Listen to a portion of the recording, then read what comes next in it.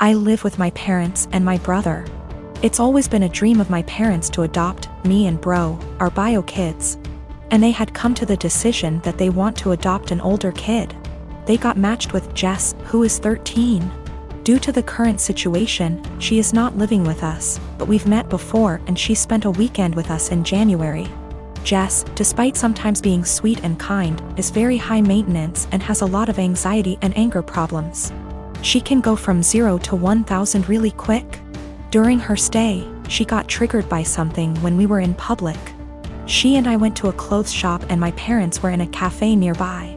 Some guy accidentally grabbed her by her shoulder as he thought she was his daughter, and he apologized immediately and started screaming. I was the only person there, and I tried to calm her down, but she ran off. She was found, shaken, but safe, an hour later.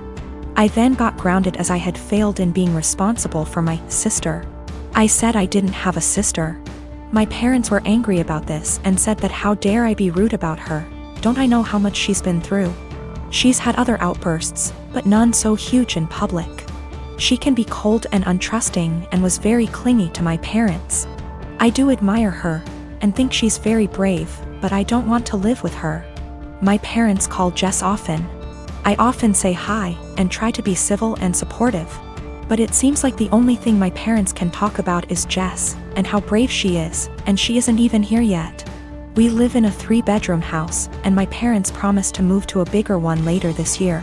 Recently, my parents broke the news to me that Jess will move into my room, and I can pick whether I want to share a room with bro or Jess. I don't want to share with either. My brother is messy, loud, and is your average 9-year-old boy, and Jess has night terrors and screams the house down. And it's enough having to open my house to her, but I value my privacy a lot and don't want her in my room, which is like my special place. I was crushed. I asked if we were still moving, and my parents were like, we like this place and have no solid plan. I freaked out and was like, you guys are forgetting you have another daughter and are too excited about the shiny new one to remember that the one you have has feelings and boundaries, and if you're changing everything I've ever known, at least I deserve to be listened to. If this is how life's going to be, I don't want to have a sister. Good to note, my room is big enough to have a wall put in, and my parents considered it a few years back. I would be happy with that. They refuse, even though we can easily afford it, because it is too much effort. My parents are offended that I'm not being welcoming towards my sister. And I'm offended that the life I knew is going to be turned upside down, and I'm not going to have the thing I value most, my privacy. I have 3 children, the oldest being 16M. For my birthday last week, my son went out and bought me this swinging hammock chair that I had been wanting for 2 years, and it cost him quite a bit of his saved money, which I fully intend to put back into his bank account so he can continue saving. He was so excited to see me open this gift and couldn't wait to help me set it up. I told him he shouldn't have, that it was a lot of money, and his response was, "You never get anything nice. I wanted you to have it." And it was true. I usually don't get anything for my birthday or Christmases outside of Tupperware or soaps. So it might sound stupid, but I have cherished this swing ever since he got it for me. Especially where I finally have something nice that's mine. My sister-in-law comes over once a week to see all of us, and she immediately headed straight for my swing, which my son hooked up on our deck. I told her to please not sit on it, and she said, "Is there a weight limit?" So I told her yes, 250 pounds, and I even showed her the box to confirm. She was not upset about this. She just said, "That's a bummer. They need to make something capable of holding us big girls." I simply agreed with her and went about my business. At this point, my husband shows up from work. When I went inside to grab us some drinks, her and my husband are talking on the porch, and not even 5 minutes later I hear a loud crash. I go out, and sure enough, she had sat in my swing, and the crochet netting around the hook snapped on one side, causing her to fall right on her ass. She is sitting there laughing, gets up and says, "I guess I need to learn to listen." So I lost it. As I said above, I literally never get anything nice. Never. This is the one thing that I had that was mine, and it didn't even take someone a freaking week before they ruined it for me. So I said, "I literally just told you not even 20 minutes ago that it would not hold you, and to please not sit in it." She makes some comment about usually the weight limit is a lie. I thought it would hold. So I said the weight limit probably would have held if you were only 50 pounds heavier than it, not 150. She is 420-ish lbs because she is one of those girls who eat food on camera for money and she absolutely loves her weight. But regardless, instead of apologizing or offering to compensate me for my destroyed item, she has resorted to saying I'm a shitbag for making her feel like her weight is a problem and my husband is on her side. Since my wife and I got married 3 years ago, things have been off. I know that people grow and change with time, but around our wedding, my wife changed drastically. She bleached her dark brown hair blonde right before the ceremony. And I honestly thought I was in the wrong church for a split second when she came down the aisle. We moved into our house right after the honeymoon, and she went into full domestic mode. We'd shared cleaning duties before, but once we moved into the house, she became insistent on doing everything before I could even get to it. Since this is our first house, I thought it was some kind of homeowner nesting thing, but it never stopped. Her hair color is none of my business and I think most people would be happy not to have to clean. So I honestly didn't really think much of either of those things at the time. The big thing has always been how closed off she got after the wedding. When we were dating, she'd tell me long rambling stories about her feelings and rant to me when she was upset and all that. And I liked hearing about what was going on inside her head. After the wedding, that stopped pretty abruptly. If I ask her how her day is, she will only ever tell me that it was fine or super. She doesn't talk to me about her feelings anymore, ever, even when I explicitly ask, "How do you feel about X?" She also stopped telling me about anything important that happened to her. About a year after we got married, her grandfather died. Did she tell me she'd lost her grandfather?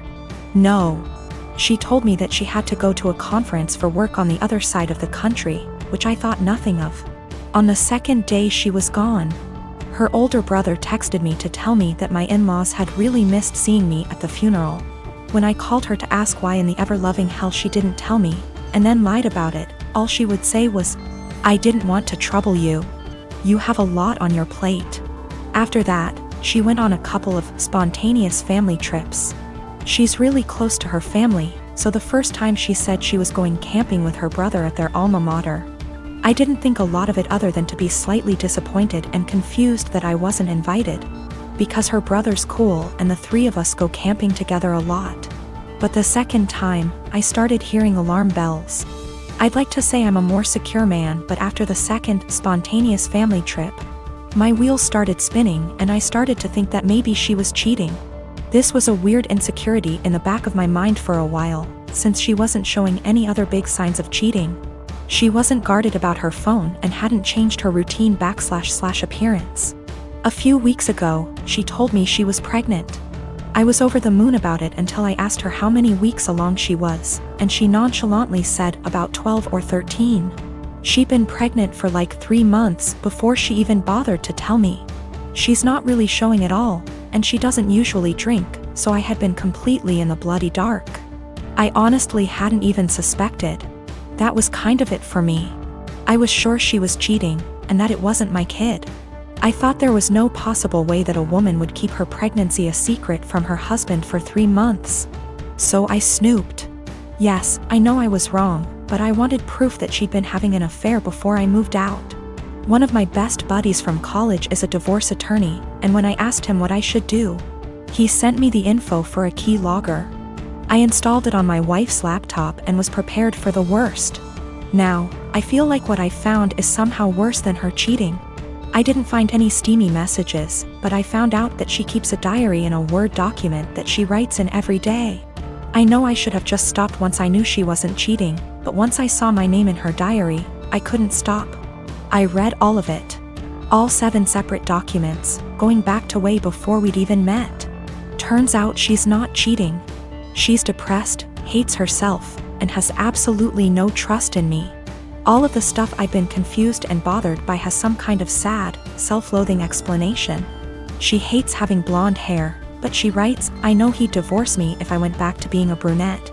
Because wives are supposed to be blonde almost every week. The wives are supposed to be thing is tangled up in everything. She thinks wives are supposed to be quiet, which is why she doesn't talk to me anymore. She thinks wives are supposed to make things easier for their husbands, not harder. Which is why she didn't tell me when her grandfather died. It just goes on and on and on. She didn't tell me when she got a huge promotion and a raise because he'd leave me in a heartbeat if he knew I made more money than he does. Men can't handle that. It hurt to know that she thinks of me as some kind of one-dimensional 1950s husband. And I've been racking my brain to think of anything I could have done to make her think this way. What I can't handle is that she'd lied about the big stuff. I honestly don't know if I can forgive her for not telling me about the miscarriages. The spontaneous family trips were actually her miscarrying 2 of our children, one at 5 weeks, the other at about 10. She went and stayed with her parents while she was recuperating, and her brother and sister came to support her. But not me. I didn't get to be there for her, because she thinks I would leave her immediately if I knew that she'd killed our children.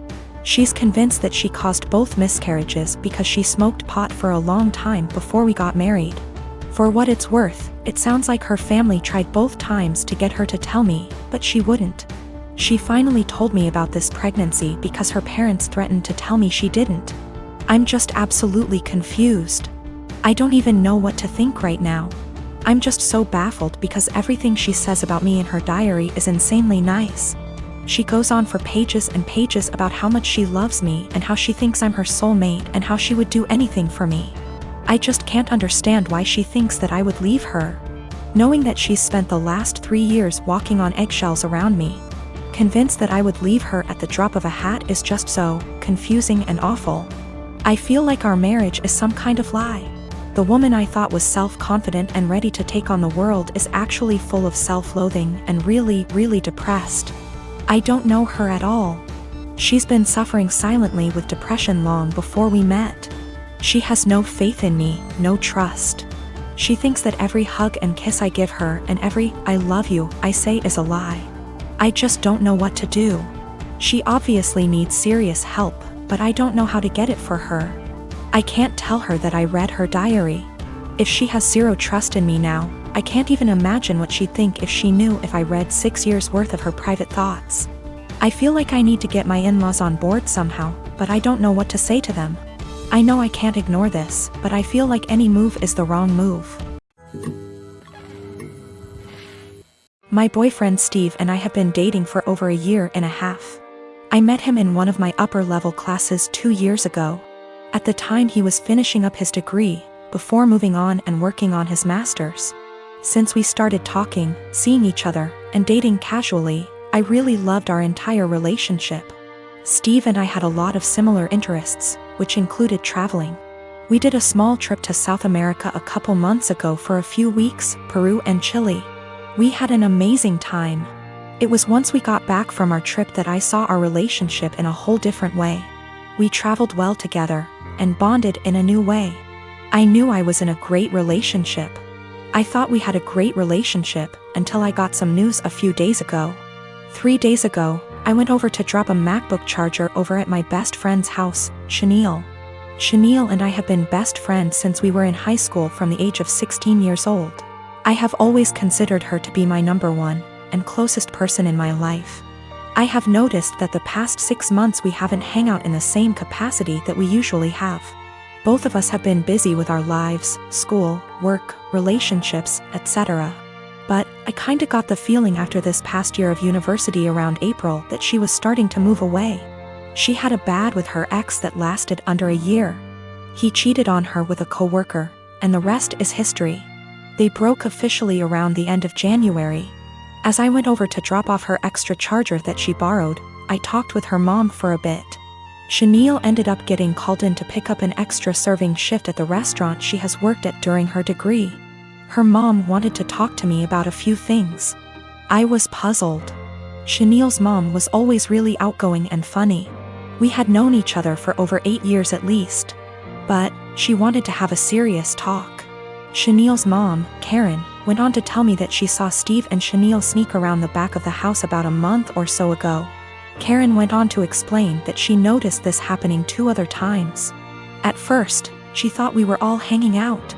But Karen told me that she got a weird gut feeling on this situation. She told me that I should talk to Steve and Chanel ASAP. Steve and I were supposed to go out for dinner last night. He picked me up, and off we went. I felt really bad and humiliated the entire time we were out. We ate dinner, had a couple drinks, but we didn't talk much. Steve kept asking me all night what was the matter.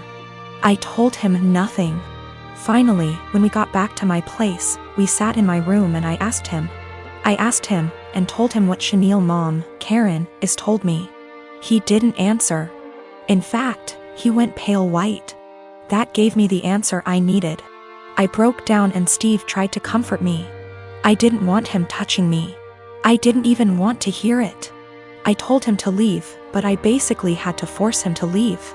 I tried calling Chanel and texted her that I needed to talk to her. I got no response. Not one.